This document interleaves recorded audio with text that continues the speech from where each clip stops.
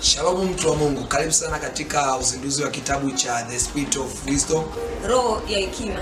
Katika kitabu hiki ipo mwandishi wetu ambaye ameandika vitu vilivyo vizuri zaidi. Kwa mafuta wa Bwana Baraka Sylvester Bonivent. Uzinduzi huu utafanyika siku ya Jumapili ya tarehe 8 ya mwezi wa 6. Watu wengi tunafahamu sana kuhusu maarifa, tunafahamu sana kuhusu uelewa, ufahamu, lakini hatuna ufahamu mzuri kuhusu hekima.